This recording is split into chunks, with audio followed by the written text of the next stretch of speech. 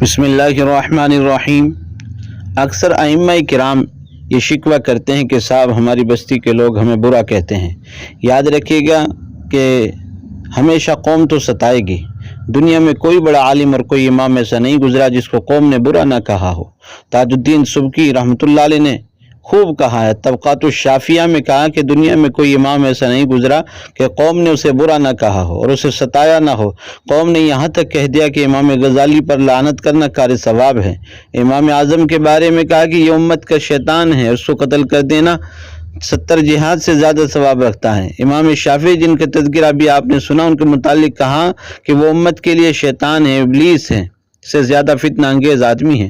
ذوالنون مصری کے گلے میں توق ڈالا گیا، ان کے پاؤں میں بیڑیاں ڈالی گئی اور ان کو مصر شہر سے باہر نکال دیا گیا۔ محی الدین ابن عربی کے بارے میں کہا گیا کفر اشد من الکفر کفر یہود و النصارى۔ تو میرا عزیزو، یہ تو ہمارے بزرگوں کی میراث ہے، ہم کسی کی پرواہ نہ کریں قوم کیا کہتی ہے۔ ہمارا مقصد صرف دین کی خدمت کرنا، عوام کی بھلائی کرنا، خدمت کرنا ہو کہ ہم دین کی خدمت کرتے چلے جائیں۔ اسی پر اللہ ہماری زندگی گزار دے اور اسی پر ہمیں موت آئے، آمین۔ وآخر دعوانا ان الحمد للہ رب العالمین۔